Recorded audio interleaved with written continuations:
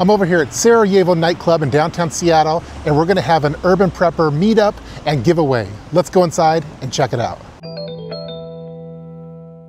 This is Sarajevo Nightclub in downtown Seattle, just steps from Pike Place Market. It's the top VIP party spot in the city. Normally, hundreds of people are here on the weekends. Tonight, it's full of preppers. I've been doing a complete reorganization of my home preps lately, trimming down and optimizing everything in my garage. You might remember my garage organization video. Well, I've been applying a new system to make my preps even more efficient. Stay tuned for that video. But that means scaling back on a lot of things that I just don't need anymore. Some of that gear has been sitting in storage bins for years, in my garage, in a storage unit, and even retired from past video projects.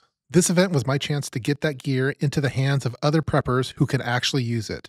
I had so much gear that I had to rent a U-Haul cargo van. I had several 27-gallon yellow lid bins from Home Depot. They were packed with backpacks, sling bags, pouches, books, tactical tools, axes, first aid supplies, backpacking gear, cooking equipment, EMP gear, fire-making kits, flashlights, lanterns, headlamps, random EDC items, survival caches, and more. Some of the gear was brand new, some lightly used, and all of it's still useful.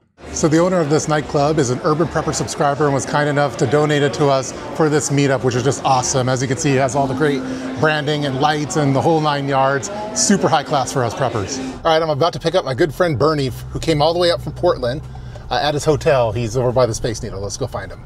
Bernie and I haven't seen each other since before COVID, at least in person, although we did a lot of live streams together during COVID, which was a lot of fun, so it's gonna be great to see him in person again. We're about to pick up Bernie over here at the hotel, then we're gonna head to the club at Sarajevo and see Casey, who's already there getting ready. Ta-da! Hey, what's going on? How you doing? What's going on, everyone? And we're in my territory, my sector. I know that you and Casey control the Portland sector. You have it under a tight watch. No, we're only on the west side. You know, it was like, if he wants down, Casey can have downtown Portland. Yeah, I will give that to you. He's the czar of downtown. I saw him in the parking lot, and I went and banged on his window. Hey, well, welcome to Seattle.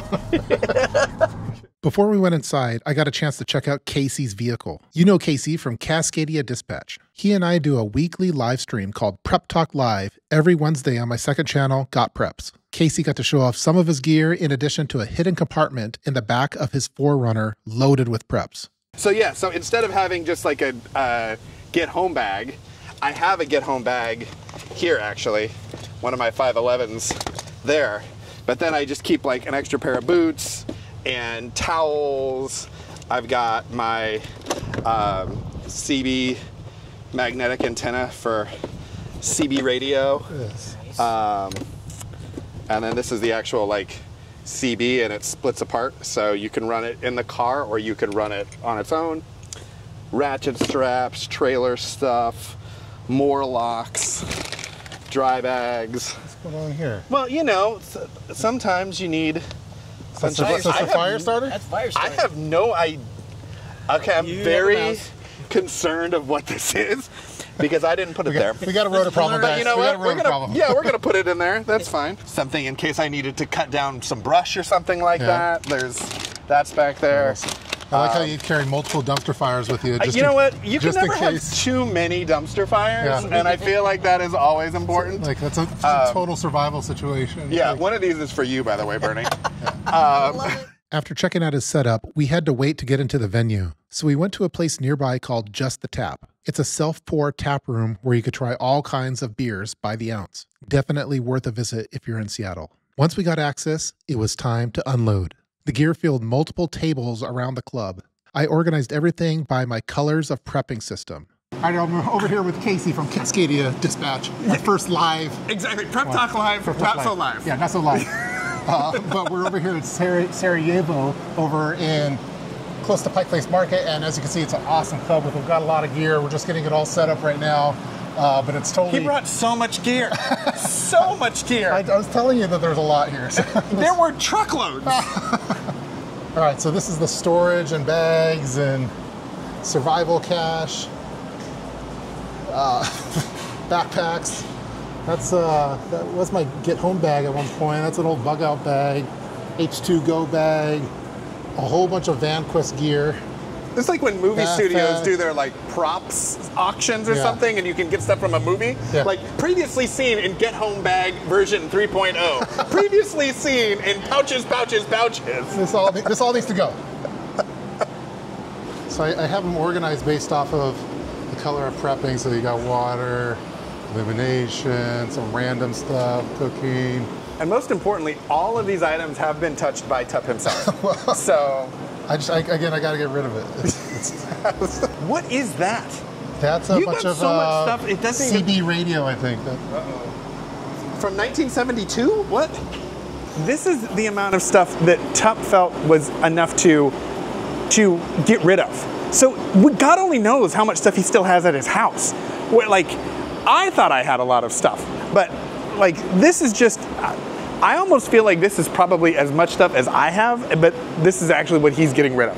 This is just crazy town. I did bring a couple of things, most specifically, yes, dumpster fires for everyone. It was awesome to watch the people checking out the tables, comparing items, and grabbing what they needed for their setups. Some focused on building their own medical kits. Others picked up shelter, gear, lighting, or EDC items that they were missing. And a lot of backpacks found new homes. We also had professional security on site, provided by Central Protection, one of the top security services in the Northwest. I've provided a link in the description. During the few hours that we were there, it was probably the safest place to be in Seattle. It gave me real peace of mind knowing that we could focus on talking and sharing gear while the security team kept an eye on things. It was great to meet so many guests that came out from all around the Pacific Northwest. We had one guest make the trip from Vancouver, BC, along with Tactical Temptress, Eat Carbs Outdoors, Casey, Bernie, and a bunch of familiar faces from the comment section. Phil, who I last met several years back for a VanQuest giveaway, was there as well. It was great to see him again. Jack came all the way up from Portland and brought a few backpacks that had a great organization method with labeled pouches and zippered compartments. It was very similar to how I do my colors of prepping setup. I'll provide a link in the description box for anyone that wants to see it in more details. We got to spend several minutes going through the design of them outside of the venue. I'll probably be meeting up with Jack in Portland down the road to go over these in more detail, but they're definitely super cool. Some pizza over here from Rocco's Pizza in downtown Seattle. It's probably my favorite pizza joint. To go along with the pizza that we got from Rocco's, we also had some drinks that we kept cold with the ISCO APL 55 camping fridge, which I'll be reviewing soon. It held up great during this event. All right, there's a bunch of preppers over here eating pizza. It's time to EDC check them. Let's go. All right, we're here with Brian. Time for another EDC check. All right, how are we looking? All right, I got all sorts of garbage. Yes. Got the all-important hand sanitizer, yep. Chapstick, Pepto-Bismol, because I didn't know what kind of pizza you were going to bring. You got to be careful with the pizza. And I've got some first aid pills, nice. Benadryl and stuff. Nice. And then, of course, my keys, which are... Now, these keys are awesome when you show them. Now, we have to be careful showing keys, because everyone says, oh, someone's going to 3D scan the key and make it. But super thin. Yeah, it's extraordinarily thin, and it's just a bolt and a head with my keys on it and my few little library card and things like that. That's awesome. And then, of course, being the minimalist, I also have a tiny little phone. What is this? Is this like some new Nokia old school? This is a Unihertz Atom. It is the world's smallest smartphone. It's rugged and runs Android. We gotta show a little close-up of that. That's an Android. Look at that. It's just a tiny little Android phone. And I love it. I keep hoping they're going to make a new revision of this. This is a couple years old. You have to have tiny fingers for it. Yeah, it's designed for people my size, not your size. I'm the Chewbacca size of it. And then, of course, I've got my EDC bag, where I've got tissues. I have, in the back pocket, I have a whole bunch of individually wrapped N95 masks. Nice. Which you got a good amount there, too. Well, you never know when somebody else might need one. And then, of course, in my big one, I've got a really cool folding shopping bag. And then, some snacks. Yeah, I've got snacks in here. And then modeling after you, I've got a first aid kit, a little pouch. Nice. I like this pouch. This is a lot classier than elephants. I couldn't find a red one that I liked. Yeah, the red, And elephant. It's also works. I've got more tissues, wipes, snacks, and then of course I've got my charger and cables. Is that an Anchor or is that what is that? Probably a generic brand. Generic. Amazon Basics. We support Amazon Basics too. Yeah. Earplugs in case the nightclub was actually nightclubbing. Yeah. But you know, we're not nightclubbing quite. And of course, you know, gotta have paracord. Yeah. You know, in case of shoelace breaks or something like that. Make some friendship bracelets along the way. Yeah, exactly. Oh, and of course, I have the all-important Urban Prepper decal. Now that you could get that tattoo too. It's like a lower back tattoo of it. Oh yeah, that I will be sure to show that to you when I get one. Yeah. Cool.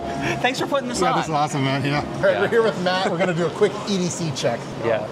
All right. So yeah, you know, first of all, always have a flashlight on me. This one's the Firefly's Core X1Q. It's a 21700 light. It has one of their fancy in-house emitters, so it has a nice balanced beam, neutral white ICRI. Very customizable too. 21700 battery for lots of runtime. Got a standard pocket knife. This one's a Hinderer XM18. It's got a titanium case. It's a frame lock Bowler M390 steel. Nice. Yep. Got a Leatherman, which I typically use for pliers. Wire cutter. It's got another knife, but hardly ever use that. Mainly it's for pliers and screwdriver, a file. That one's the rebar, and I've got a leather case I got on Etsy for that, which works out pretty well. Standard wallet, keys. Mm-hmm. Yeah, got one keychain multi-tool, which is just a titanium guitar pick from County Com. Mandatory EDC item is the titanium guitar. Yeah, you got to have titanium somewhere, right? Especially if you play guitar. Yeah. And then I always carry a flash drive with important files on it. This is awesome. Yeah, it's a backup Who of makes my. This one's Apricorn. Yeah, Apricorn. It's called the Aegis. And when secure you key. open it up, what you do? Yeah, and it's got a keypad, so basically that is sweet. Encrypted, and you can unlock it with a code and plug it into any computer. So you don't need any special software. It just works like any other flash drive once you've unlocked it. So keep a copy of important documents on there, backup of photos. Yeah. And you got the sling bag with a nice light on there too for hands-free illumination. Yep, 511 bag. I think it's called the Covert 18 or something. Yeah, it swings around. Get your back on there. Sorry, I lost the microphone.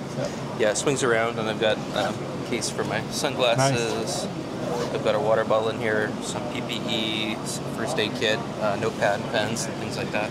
Cool. Well, I think Matt passed the EDC check with flying colors. So. All right, we're here with John. It's time for EDC check, and we do have a fanny pack. So how are we looking on the EDC setup now? All right. Where should we go? Pockets first or fanny pack? I think we go pockets. Okay, yeah, because that would be the tier one, the always on the body. So, tier one, on the body. So always have a Leatherman, usually the Leatherman Wave. Yeah, that's the go-to. Yep. And a flashlight. Yeah. Always have to have those. Never go anywhere without those. And I'm one of the few people who always carries and says I have a bandana. Yeah. Rarely is that mentioned. You're not in a gang or anything. It's just that's just for. I was a Boy Scout from Cub Scouts all the way up, so always been Boy Scout duct tape. Nice. Yeah. It's amazing. Basically, I built this around like I needed something. Like darn, I didn't have something, so then I added it so that I have it.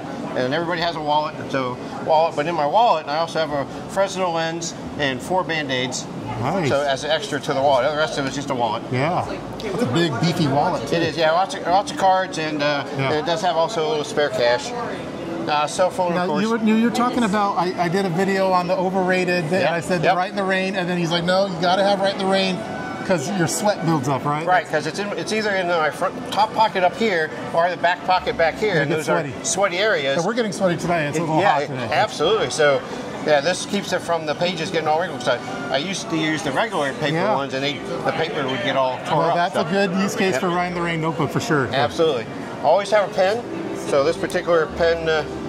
Dual purpose, semi-tactical. But really it's just a pen. But actually it's a CRT KT. So it is. Nice. Then in the other pocket here, got coin purse. This has change, safety pins. It's got a hair tie and my micro USB cards and some alcohol prep pads. Nice. So that's a good brand too. I like that. Those prep pads. Yep. And then a little. The Curad, I think it's Curad. Those ones they're really nice. Yep. I switched. people don't care about what's your favorite alcohol prep pen. But I care about that. And if I'm going too fast, let me know. No, you're doing perfect. I think I have the same kind in mind, but want to make sure. Yeah. Yep. And then change and nail clippers, fingernail clippers in here. I like that as preppers that we've increased the coin purse market in the industry. Yep. Everyone here has a coin purse. Well, and the reason I do is because I've always used to carry the Victorinox Classic, and I lost several because they fall in my pocket. Yes, exactly. So I put them in here, and this won't fall out of my pocket. So I haven't lost one since. I do the same thing. Yep. And then Fisher Space another pen, space pen, lip balm. And the thing that almost nobody else carries, but I find I need it, is a small 3-foot tape measure for measuring things. Look at that. That's a nice tiny one. Yeah, so you're in the store, you're like, hey, is that going to fit where I want it? Yeah. Nice. So perfect. Extremely tiny, 3-foot. Where'd you get that from? Like this is an auto parts store. Tire keychain made in India. Yeah, so nice. AutoZone or someplace just to do a little thing up by the cashier for smart. Probably 10, 15 years or more ago. Nice. So you have that. And you have some redundancy. We're still going in the pockets. Yep. And then the last thing in the pockets over here is just my keys. Yeah. But the keys have Look at that. The flashlight. Got another flashlight. The flashlight. light. Yep. And then it's got this is a little lighter. That's okay. No, that's a light. No, this nice. This is the county com? Or? Yep, going to the county com lighters.